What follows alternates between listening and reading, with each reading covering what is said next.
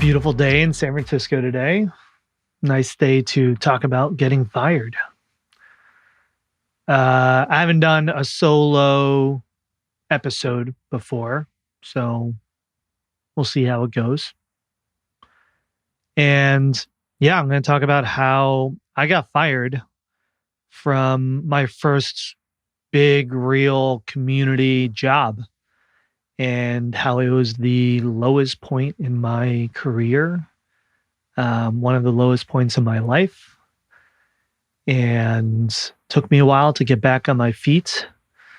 And some of what I learned from that experience and sharing it because I think there's a lot of stigma around getting fired. And maybe you've been fired or you think you might be fired. And this can help show you that you're not alone. Others have gone through similar experiences, that it's not the end of the world. But also just sharing the experience that I had leading up to getting fired, because you might find some similarities in what you're experiencing right now that will probably result in not a good situation, whether you get fired or you quit and you burn out. And I'll start off by saying it's important to acknowledge that I come with a lot of privilege. I'm a white male. My ability to recover from getting fired and the ability to be able to talk about it openly without fear for how it's going to affect my ability to get hired. I have, because I'm a white male, there's a lot more that I can do and talk about and manage a situation like this than others who don't have the same privilege. It was also a long time ago. It was 11 years ago. And so a lot of time has passed. I once had a lot more fear about talking about it openly, not so much anymore. I'll also just say up front that I'm going to not call people out specifically. I'll talk about them generally. You might even be able to figure out who they are, but there isn't a single person at that company that I feel negatively toward today. Many of them I have good relationships with, some of them great relationships with. I even have a great relationship with my boss who fired me. And we've talked about it before publicly too. Maybe I'll bring him on the podcast and we'll talk about that experience sometime. We all learned a lot from it. And so, yeah, so I think it's helpful to start, and I'll try to keep this as brief as possible, but it's helpful for you to understand the context for how I got fired, what the background was, how I got to the point where I was. So I'll also say that the startup that I got fired from was very, very popular at the time. If you were around at the time, it was a company called Zaarly. We raised money from Ashton Kutcher and Groupon and Sens Capital and Kleiner Perkins and just Naval Ravikant, just the who's who of investors. We had all the top talent in the world. It was a rocket ship that when we all thought it was a rocket ship. And so it was pretty notable, and part of why it was so crushing for me when I got fired. I felt like I just got kicked off a rocket ship. But let's backtrack to how I got to this point. Yeah, so I joined Zaarly in 2011, and I was there for 10 months. I got fired in April of 2012. Before that, I had started working in startups and community. So I got my first job working in tech or anything related to community was an internship while I was in college at a PR firm called Reuter Finn, which was a very traditional PR firm. And I was working in the web department, which was like the weird corner of the building where people wore t-shirts, and we worked on web design and social media for companies like the Metropolitan Museum and Pfizer and big brands. Anyway, that was my introduction into a world of community and social media. I started writing a lot about community and social media and business while I was finishing up my senior year of college. Reuter Finn enjoyed having me working with them and decided to hire me as a consultant while I was still in college. So while I was finishing up school, I was consulting and working on projects with them and writing. And a startup read one of my blog posts, and the startup was called Scribnia, which was a website for people to review bloggers, like a Yelp for blogging, finding bloggers, discovering them, reviewing the ones you like or don't like. And they were going through an accelerator program in Philly. They invited me to come be their community manager. So I said yes. And right out of college, became their community manager. Halfway through the accelerator program, we decided, Scribnia, not really working out, not what we want to do. We want to work on this other idea that was interesting to us, a website that would predict the prices of sports and concert tickets to tell people when to buy. And that ultimately became SeatGeek, which many of you may know today. It's a very large, successful ticket site for sports and concerts and things like that. So we worked on that for a month and a half. But when we switched off of Scribnia, we sold it to a man named Mark Duquette, who is based in Montreal. He was buying up a bunch of different websites to be able to run ads through them and needed someone to run Scribnia. And my team was like, well, David does everything that isn't engineering. He's our community manager. He should run it. And Mark said, okay, great. You have the job. You are now the general manager, basically the CEO of Scribnia. And so this is 3 months out of college. I've now gone through 2 internships. That's it. And suddenly I was essentially the CEO running this entire website, entire company, and kind of just got thrown into this really hard but exciting opportunity and experience. I was managing a full engineering team. I grew the team. We ended up pivoting Scribnia to a company called Blogdash, which just like worked with businesses. We were kind of one of the first influencer marketing websites. So we would connect businesses with bloggers who were the influencers of that time. This is before TikTok and before Twitter got big and even Instagram. So worked on that for about 1.5 years. And then this company, Zaarly, came along. And I was feeling a little frustrated with Blogdash. I was starting to feel a little bit like I didn't want to continue to do that and wanted to explore other opportunities. I was really excited about the world of community and wanted to kind of explore a career path there. Zaarly was blowing up. And like I said, raised money from all of these incredible investors. Website looked beautiful. The team, some of the most talented people you will find in Silicon Valley, were all rushing to join this company. It was on every tech news site you can imagine. It was on TechCrunch and Pando and just everything. And so it was very popular, very hot, very exciting. And the CEO is a guy named Bo Fishback, Bo was one of the most charismatic, motivating leaders you would ever meet in your life. Incredible person. He's the kind of person that like you meet him and he just spends all of his time making you feel good about yourself, right? And he's an amazing person to be around. And I got to talking with Bo. A friend of mine, Shane Mack, was working at Zaarly, and he brought me in and said, "Hey, David's really great at community. We need someone to lead community for us. You should talk to him." I met with Bo and I joined the company. I decided to leave Blogdash and joined Zaarly as the director of community. And I was so excited. This is like my dream job. I always wanted to be in startups. I always wanted to be an entrepreneur. I was getting really excited about working in community. And all of a sudden I had this incredible opportunity to lead community for one of the hottest startups in Silicon Valley. And what Zaarly was it was a reverse Craigslist. So instead of like on Craigslist, you post things for sale, Zaarly, you would post things that you want and people could respond with offers. So I could say, I need a bicycle. And someone would say, I have a bicycle for you. Here you go. Or I could say, I want ice cream delivered to me. And someone could say, I'll bring you ice cream. And this was before Uber or Lyft or DoorDash or any of these like delivery apps that basically you like press a button to say, I want this, and then it shows up. Zaarly was doing that for everything, which in hindsight was probably one of our fatal flaws, was that we weren't focused on solving a specific problem. So people didn't know exactly how to use it and what to get from Zaarly. That all said, the idea of pressing a button on an app and having people respond with offers or be able to provide that service to you, Zaarly was really one of the first, if not the first, to do that. And so it was this really exciting idea. It came out of a startup weekend, which was a really cool story too. Startup weekends are hackathons that just happen over the weekend. Bo pitched it there and the team rallied around it, and Ashton Kutcher invested. And so over a weekend hacking program, Zaarly came to life.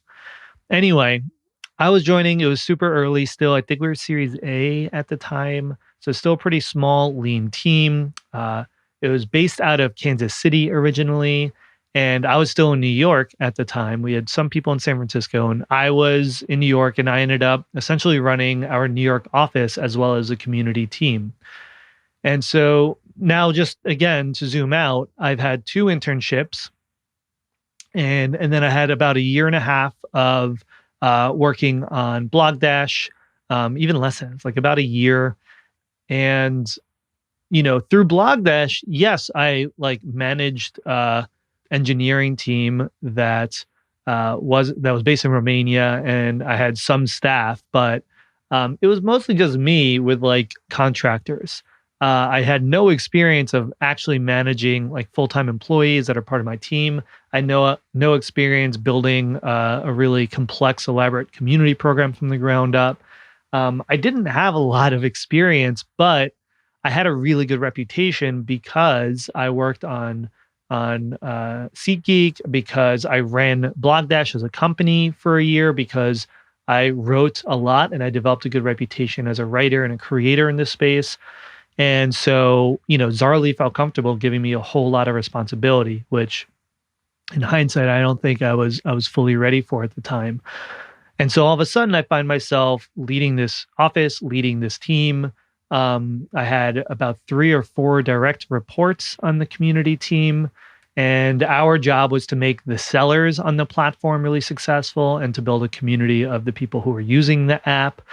We did everything. Like there were local event programs. By the way, Zaarly also launched in about 15 different cities all at once, right in the beginning. So for anyone who's worked in marketplaces or in community, that's a big lesson too, is you want to start with more constraints and start in a fewer number of places, because then you can really prove it out and test it. We didn't really do that with Zaarly. We kind of grew really fast. We had a lot of capital, a lot of momentum. We wanted to take advantage of it. And so we were building local ambassador communities. We had a power seller program. We were running the newsletter. We had a Facebook group that we were running. We had reward programs. We were running our content. My team collaborated with marketing. We were under marketing because I reported to the CMO. We were running, everything, contests, college ambassador programs. So it was a pretty elaborate community program. And our goal is to increase seller retention and really move people through the journey on Zaarly of becoming active users on the program.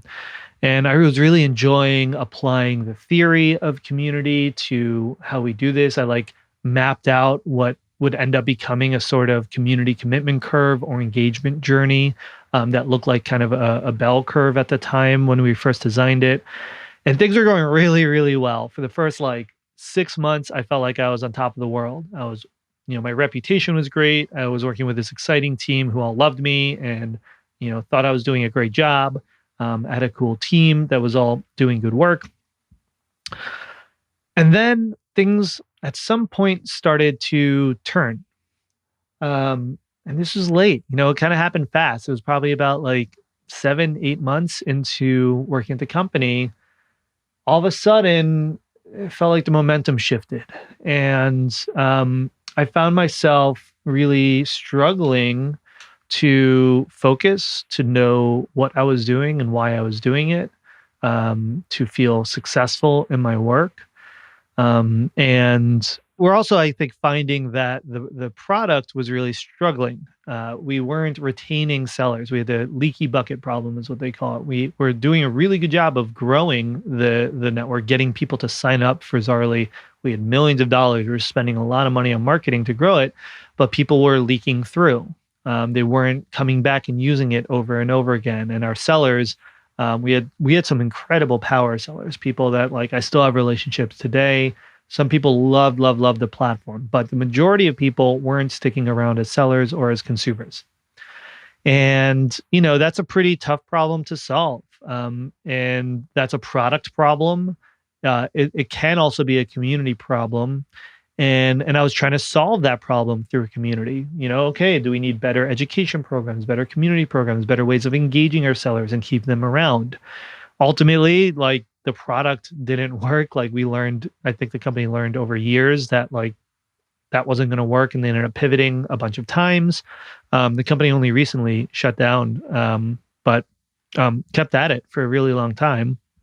Um, and so like as things weren't working, and this is something I've experienced in a number of companies now, when things are like good, when there's a lot of momentum, a lot of money coming in, a lot of growth, kind of like everything's great and everyone's happy, and you don't really notice the problems until you start to see like, all right, the revenue is not really coming in, or the retention isn't really there that we thought would be there, and there are problems, right? And so you start to, that's the big problem, it's not working, and then you start to see all the other problems that exist that you start attributing to like, well, why isn't this working?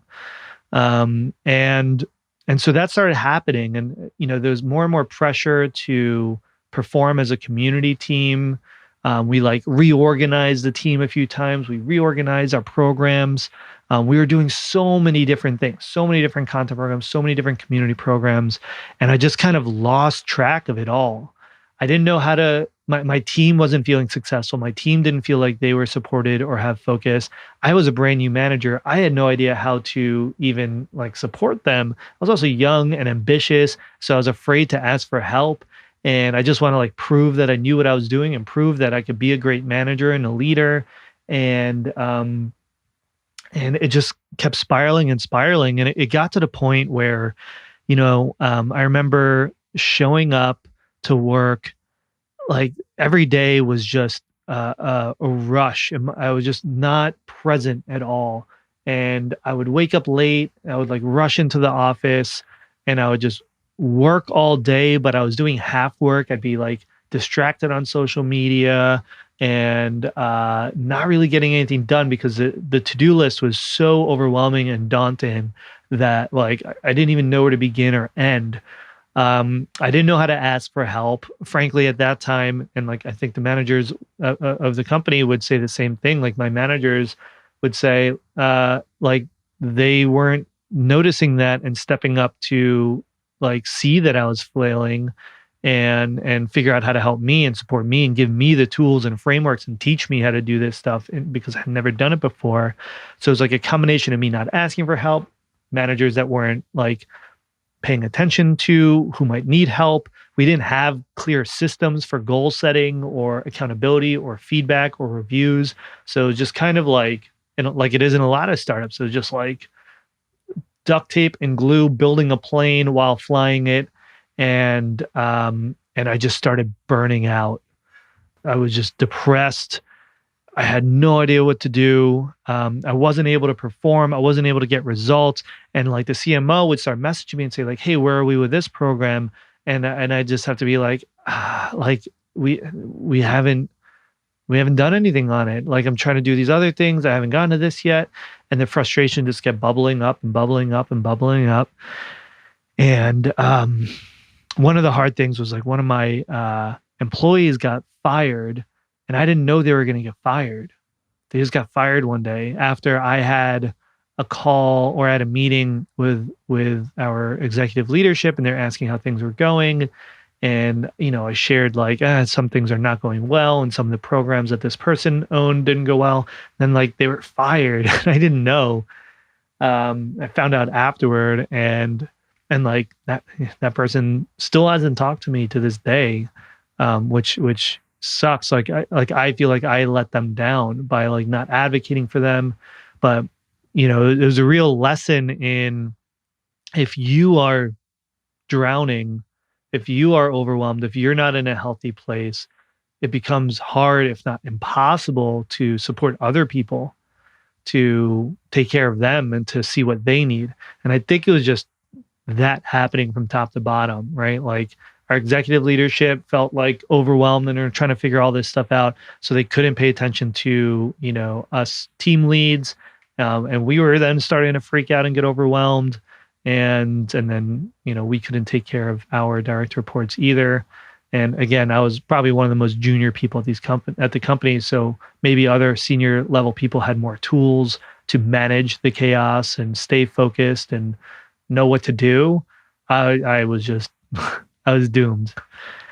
And the other thing I'll say too is it's a lesson that I've learned, in the many years since then, is just the importance of having that clear business goal for your community team. We had this loose goal of, getting sellers to be more successful and retained on the platform, but we never had a very good way of tying community to that. It was all like kind of theoretical. And because we didn't really have clear community business goals, there was another reason that we just started adding more and more and more programs, and I didn't know how to say no to anything. Right? I wasn't saying no to things because I was young and ambitious and wanted to say yes to everything, but also because I didn't have a constraint of this is our objective, this is the business goal that we have. So we as a community team are only going to focus on the programs that align with that goal, and we're going to say no or table the things that aren't aligned with that goal for now. And we didn't have that, so we just kept adding more events, more online community, more content, more programming, and we were doing way, way, way too many things that way more than our community team could actually handle. So like, I didn't know how to ask for that or how to guide that. Like if I were in that role today, I would have from day one said, okay, what is the goal for our community team? Let's get all on the same page about that. What are our goals? What are the metrics that we're accountable to? And then I'm going to only focus on the community programs that drive that. And I'm going to say no to all these other things, right? I'll share more lessons that I think would have helped me in that situation in a little bit. But anyway, overwhelmed, way too much work, had no idea what to do. And the last thing is I got moved out to San Francisco. And because I was in New York, we decided to bring the whole team out to San Francisco. And so all of a sudden now, before I was kind of in New York, a little more isolated, but like there weren't any executives there talking to me every day. I would talk to them once a week, tell them how the New York office is doing, catch them up on community. They moved me out to San Francisco, and all of a sudden I was like surrounded by, people that suddenly were like watching everything I was doing and like wanting to know and having to interact, and that was overwhelming as well. I was in a new city. I was living in a co-living space that the company owned with other colleagues, so I couldn't even escape work. I couldn't go home. I didn't have a bedroom. I had like a bed in an open space, and so my life was Zaarly. Like I literally worked all day. I was working 12 hours a day, right? Half work, not productive, but still trying to get more and more and more done. Go to bed, like go back, hang out for a little bit, sleep, wake up, walk back to the office. And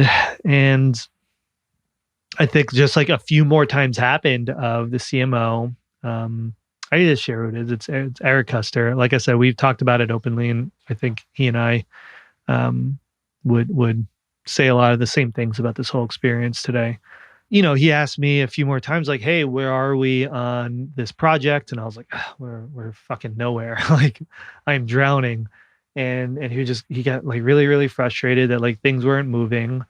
And I think he was frustrated and feeling overwhelmed because he was trying to do a lot of things on marketing, and we still had that leaky bucket problem, and that happened again and again and again. And then I remember I don't think it was Slack at the time. There was some other app we were using before Slack that was like Slack. And he messaged me. He was like, "Where are we on this thing?" And I said, like, "We haven't done that yet." And he was just like, "What the fuck?" He like wrote that, and I didn't hear back. And then like the next thing I got was an invitation to a meeting like the next day. And I was like, we're 2 days from there or something like that. And I was like, oh, like that. The writing's kind of on the wall about what that means. And like the sad thing is I still didn't like give up. I showed up to that meeting with a full presentation prepared on how we can turn things around, what I think the community team can do, how we can adapt, how we can get things on track. And like I wouldn't let it, I like showed up to that meeting. I remember the office, I remember walking in, nervous as all hell. And he he was sitting in the room, and I just like wouldn't even let him talk because I was like, if I let him talk, he's gonna fire me. So I like just started presenting right away. I like plugged in my laptop, started presenting, and started going through it, and he like let me go for like 5 minutes, and then he was just like, Spinks, look, I'm sorry, but I think we need to go our separate ways. And I remember exactly how he said it. I remember everything about that moment. It felt like the world just fell away from all around me. Like a rug was pulled. I felt like my body, like a sensation of just stunned. And I like couldn't even talk. And I don't really remember much of what we talked about after that. I think I kind of blacked a lot of that out. I think I just asked like, why, even though I knew. And it was really hard for him. We were really close. And like I said, luckily we've talked a lot since then. We like processed a lot together. We're really close today again. But I feel for him having now had to fire people that I'm close with, that I'm friends with over my career. Like I know that moment was extremely hard for him to have to fire me. But I was just devastated. And we finished talking. My hands were like shaking. I've never felt like that in my life. And keep in mind, again, like I was young, I was so ambitious. Like I was so excited about this job.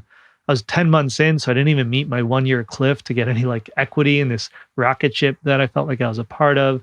I was really close friends with a lot of people in the company. Everything, I felt like a failure. I felt embarrassed. I felt like I lost a huge opportunity. Like all my confidence just disappeared in that moment.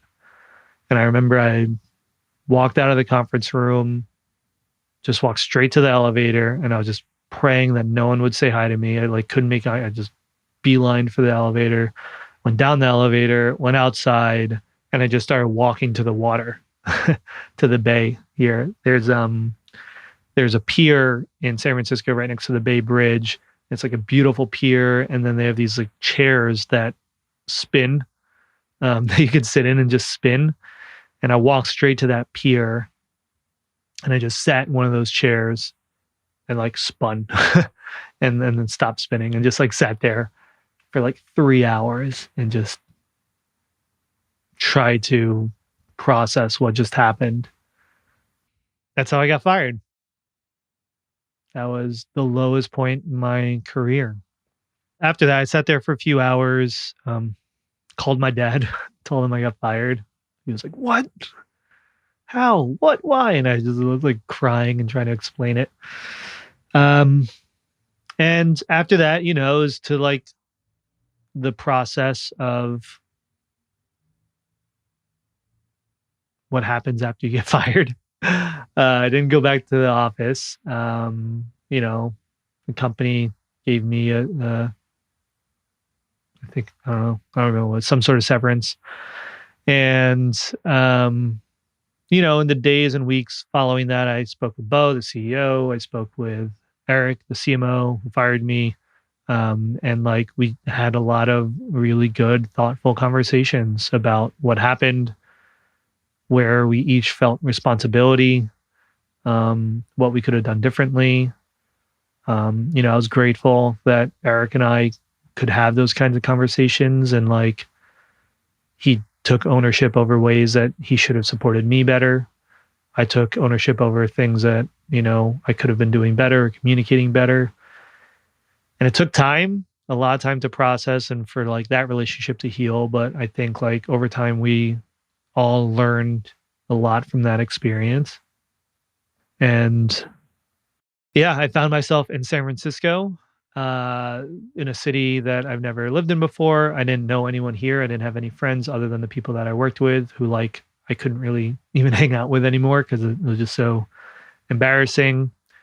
And but I decided to stay, and I was lucky to find an apartment that's on Craigslist that the people who live there ended up becoming my closest friends in the world.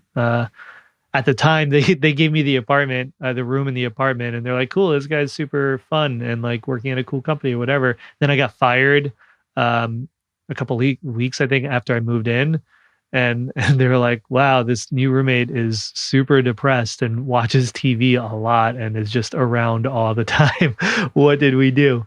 And luckily my mood turned eventually, but and the people in that apartment turned out to be my closest friends in the world. I've officiated one of their weddings, another one, her husband officiated my wedding. I was a co-founder of my next company with one of my roommates. So there's a really great story there to be shared one day, but I decided to stay in San Francisco. I wanted to be here. I wanted to be a part of the startup ecosystem and learn how to build startups and stay plugged into tech.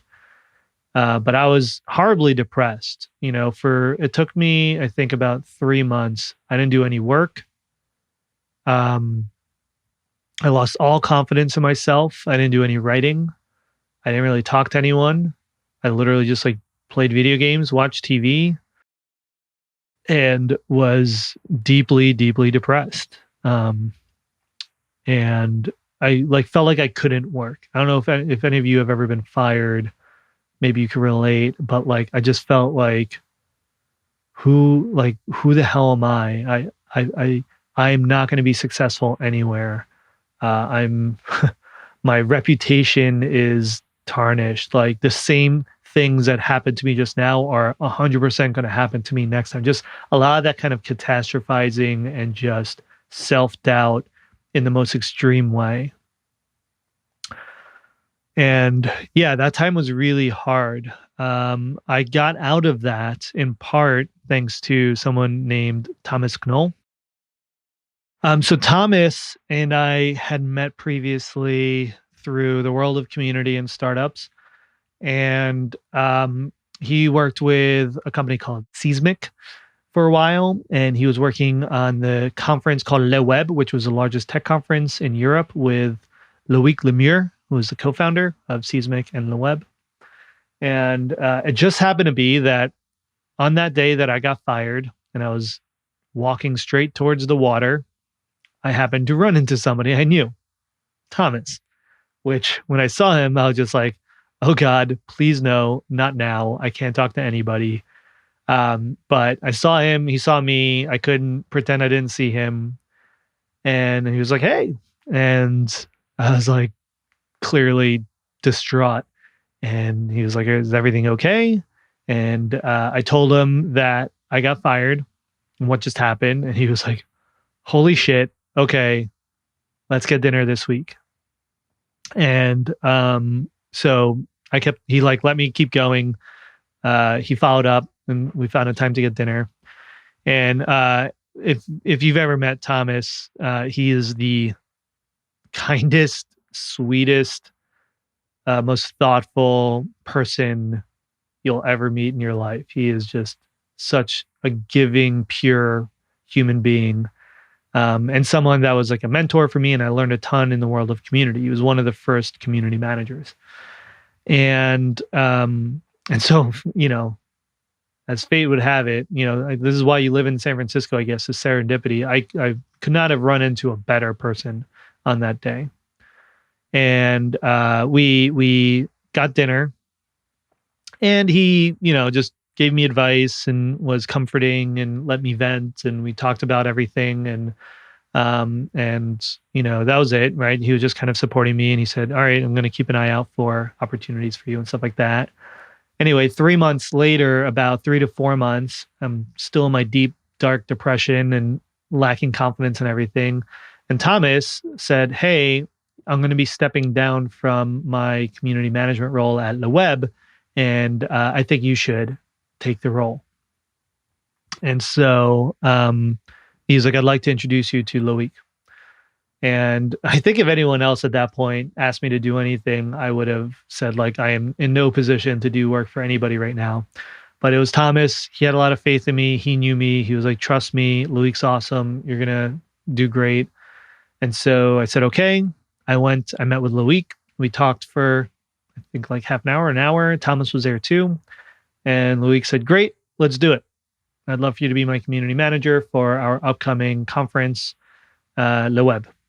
And so I said, okay, let's do it. And that was like the first job I took, the first gig I took since I got fired. And I went in super cautiously, but like was really excited. Le Web is a super cool event. I was like, also I get to go to Paris to this really epic event, and all the speakers were like the top people in the world of tech. Like huge opportunity, really cool. Loic's a super thoughtful and kind person as well, so like I didn't feel that intimidated. But he was kind of a big deal, so I felt a little intimidated, and he's very big and strong. So, but very thoughtful, very kind. And and so I worked with him on Le Web in Paris, setting up for the event, building community amongst attendees, running competitions for attendees, ultimately, running community for the event itself. We ran a huge hybrid conference. So this is before hybrid was really a thing. We had a full live stream. I was managing the online community while interviewing speakers backstage for the online people and connecting them to each other, while managing community in person as well. We ran all of the social media for the event, all the content for the event. So it was a pretty elaborate program. And I was only working about half time with Loic. And, but it was going well. And I remember there was a day where Loic just like randomly said to me, Thomas is incredible. I don't mean this as anything against Thomas. But he's like, you are the greatest community manager I've ever worked with. You're incredible. And I just remember him saying that, like, I will never forget it, because it was the first time that I felt confidence in myself again. And like, oh shit, maybe I'm not terrible at this job and this work, and I am actually a good community builder. And there's a lesson in there. If you are in a position of leadership, when you think someone did a great job, tell them, because you never know how it could impact their life. I'll never forget Loic saying that to me. And that confidence led me to like, all right, look for more opportunities. I ended up pitching Udemy, the online education platform, on building out their community program with them, or helping them as a strategic advisor. And I helped them build that first program. And ultimately that led to me starting my next startup called Feast with my roommate, Nadia, who's in that apartment that I moved into, and ran Feast for a couple of years and went into 500 startups in batch 6 super early for the 500 Startups Accelerator program, and had an incredible experience there, and moved down to Mountain View for the summer and slept on an air mattress every day, and had yet another just absurd startup experience, just completely immersing myself, but with more confidence and more excitement and more support. And then Feast failed. And while it was failing, I wanted to invest more into the world of community. And I had co-founded the communitymanager.com with Jen Peety and Brett Petersell. And it was like a side project that we were running, like a blog and job board and things like that for community managers and events. This was back when I was in New York primarily, and just wanted to like keep down that path. And so, we had talked about doing a conference one day, and I had told my friend Max Altschuler about the idea for a conference. Max and I met through Udemy because he was working on sales there when I was consulting for them. And Max came to me when Feast was kind of failing, and he said, hey, that conference you've been wanting to run for community managers? Well, I know how to run a conference now because I just ran this conference, Sales Hacker. If you want to do that, let's partner. And I'll handle all the logistics and sponsorship sales if you handle marketing and speakers and, be kind of the brand. And I said, great, cool, let's give that a shot. Feast wasn't really working. Let's just test this out. We each put, I think 10 to 20 grand in, started testing it out, launched CMX Summit, and CMX Summit was a huge success, an incredible experience. People flew in from all over the world. We had over 300 community professionals. And this is when the community initiative was still not a thing at all.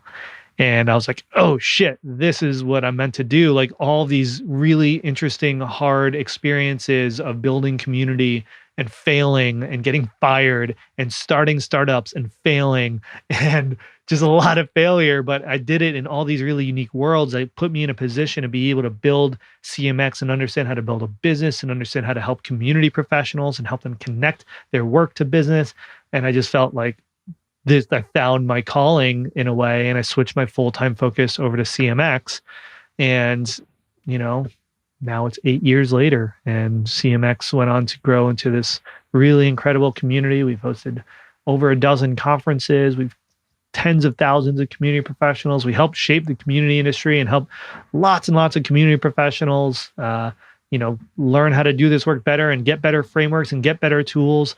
And I think like that experience of me getting fired is such a root foundation in all the work that I've done with CMX and all the work I've done since, to just like try to make sure that community professionals don't have the experience that I did, that they have the tools that help them know how to focus, how to manage, how to communicate what they do, why it's valuable, how to manage up, how to take care of themselves.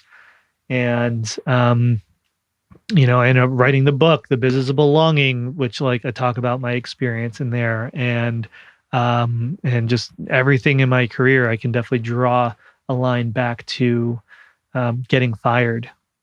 And then CMX was acquired 5 years after we started it, about 3 years ago, by Bevy. And I found myself back in the position for the first time now of working for a company, having a boss, being accountable to someone, needing to drive business goals that aren't just purely community centric, right? Because CMX was bootstrapped. Everything we did was for the community. Everything we made money on had to be aligned with the community. And all of a sudden now it was acquired. It's like realigned. This time it's a SaaS product, not a consumer product. But it was interesting because coming into Bevy, I had a lot of fears that I realized were rooted back in the trauma of getting fired and that experience at Zaarly. I was really afraid of like, I still had that imposter syndrome of like, who am I to manage a team? Even though I've been managing a team, it sounds silly, but like managing a team while having a manager and like having someone ask me like how I'm producing and pushing me to achieve goals and working with a team again, side by side, and all these things that I didn't do since Zaarly, like were really haunting me, and I was really afraid coming into Bevy. And then thankfully, Bevy, the team has been incredible. The culture really aligned with me and my values. It's a super supportive team, really thoughtful, really community minded. Bevy came out of Startup Grind, a community program, so it's kind of built into the DNA. And Derek, the CEO, is who I reported to. But we've had an incredible relationship where I can give him really candid feedback. He can give me really candid feedback. We listen to each other. We adapt. We support each other when we say we're struggling. I've told Derek before, I'm burning out. I'm taking a week off. He's like, great, do what you need to do. He cares about my mental health. Like, it was interesting because I just came in with all these expectations that were rooted in the experience I had in the past. And it was really important to have this positive experience now because it taught me that every job is not going to be like that one. It's not going to be that like that experience. Also showed me how I've grown as a person and a manager and a leader, and the tools that I have available to me now to be able to manage really complex or really stressful situations. I hope my team, and I think they would say that the team that reports to me, that I'm a good manager that supports them and listens to them and make sure their voice is heard and make sure they're not overwhelmed to the best of my abilities. And, a lot of what I try to practice as a manager are things that I both failed at as a manager at Zaarly and that I would have, hoped to get from my managers in that experience. So that's it. That's the story. And that's how I got fired. And I think there's a lot to learn from that experience. If there's a few things that I can share, it's getting fired is not the end of the world, but you are well within your rights as a human being to be depressed for some amount of time afterward. You will get through it. It will pass. You are going to catastrophize. You are going to self-doubt. You're going to believe that every future job is going to be like the one you have now, and every future manager is like the one you had, and everything's going to go the same way. These are thoughts that you are very likely to have, but I promise you it will get better. I promise you, you will regain your confidence. I promise you every job is not going to be the same, and every person you work with is not going to be the same. And I promise you that you are going to be a lot stronger, a lot smarter. You're going to have a lot more tools and a lot more awareness that you bring with you from that experience. I'll also say that when you get fired, or you think you might get fired, or if you're just in a situation right now where you are drowning and you feel overwhelmed, and like you feel like I did in leading up to getting fired, it's easy to put all the blame on yourself. There are a lot of macro issues that are probably resulting in you being in that situation. Some that you may be able to see, some that you may not be able to see. For example, with Zaarly, our product wasn't working. It wasn't working. We didn't have product market fit, and we were trying to grow. We made a lot of mistakes. Like, there were a lot of things that weren't working. And when a company isn't working, everyone is either quick to take blame upon themselves or point blame at others, or both. And I know I took a lot of blame on myself, but like in hindsight, there was nothing I could have done. I could have been the highest performing, most organized, most perfect community professional in the world, and built the most epic community possible with my team, and been the best manager ever. And it still would not have saved the company, because we just didn't have product market fit at the time. Community does not fix product market fit. You can still make people happy and engaged and give them a sense of belonging around the product. Some people might like the product too, and you can build community around that. But for like building a successful business over time, there's only so much you can do. Other macro issues might be the situation that your boss is in. They're probably getting a lot of stress. They're probably getting a lot of pressure. They're probably overwhelmed. There's the entire tech ecosystem. Like, there's so many factors that go into whether or not you feel successful and like the work you're doing is moving the needle, that just recognize that, sure, there are things that are your responsibility and that you can definitely be better at. And there are things that are completely out of your control that you may or may not see. I think another lesson is something I've just taken with me as a manager, of always listen to your staff, but that doesn't mean just expecting them to come to you when they have problems, especially if you have junior staff, especially if you're putting them in a position where they don't have a lot of experience with it yet, and the expectation is for them to kind of rise to the occasion and step up and take initiative.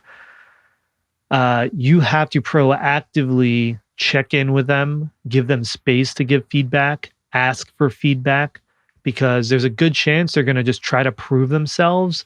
And in their heads, they're not going to want to come to you for help, because that means that they couldn't figure it out themselves. And there's probably there's a good chance that you're creating that environment. And I know, because I've done that as a manager, and I've had it done to me in these experiences. And so regular one-on-ones where you have a specific space where you're like, give me feedback. How are you doing? We do a traffic light check-in in our team. Red, yellow, green. How are you feeling this week? What's bringing you pain? What's bringing you joy? What radical candor do you have for me? And we explicitly ask for that feedback, so that if somebody is drowning, they have a space to say it, and they're encouraged, and they're given an example.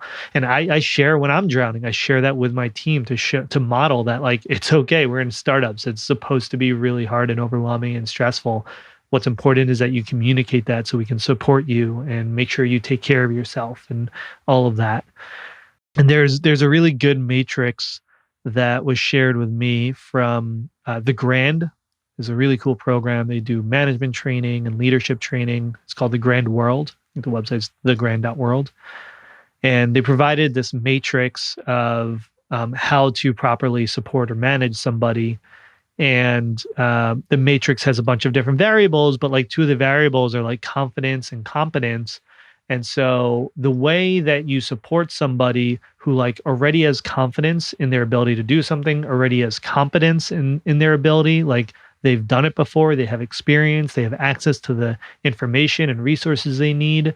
Someone who's like all set up, the form of management that's good for them might be like more hands off, let them run, give them creative freedom. But then there's people who are new to something and don't have the competence yet, maybe don't have full confidence yet, but they do have motivation, right? That's another variable. And so in that situation, actually the worst thing you can do is say like, hey, figure it out. I'm going to be super hands off as a manager, because what they actually need is a lot more hand holding.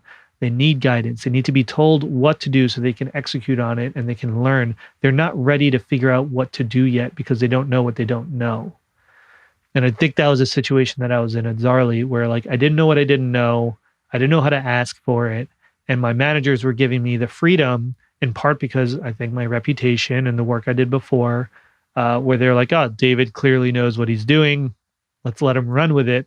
And I was like, yeah, I can run with it. I don't need anyone to tell me what to do. And it turned out like I really needed someone to tell me what to do and give me the tools and point me to the path and help me do it. And then I would have been thrilled to execute on it. But instead, I was like, all right, I'll figure it out. And I got completely lost. So that's my story. Hope it was helpful. Hope it was interesting. And if you're going through something like this, reach out to somebody, ask for help, talk to others. You are definitely not alone. You are 100% not the first person to feel the way you're feeling. If you're depressed at work, take a step back, gain perspective, pause, take a breath. Like you're not going to be able to figure it out by working yourself through it. You have to step out of it to see things objectively. Take space, take time off, take care of yourself so that you can take care of others. You know, turn to communities, CMX. One of my favorite things about CMX is that it can be a space where you don't have to go through experiences like this alone. I didn't have anyone to really turn to externally outside the company at the time. There wasn't a community like CMX when I was at Zaarly. So I couldn't ask like, hey, anyone else going through something like this? Can anyone help me? Can I talk to anybody? But I know for a fact, if you share that in CMX or any of the other incredible communities that exist for community professionals today, you will get a lot of camaraderie, a lot of people saying, yep, me too. You'll get support, you'll get help. You are not alone in doing this work anymore. And my DMs are always open. I genuinely want to be able to help anybody who is going through something like this. So if you find yourself in a situation like this, DM me. My DMs are open on Twitter. I want to help. All right. That's all I got. Thanks for listening. We'll see you next time.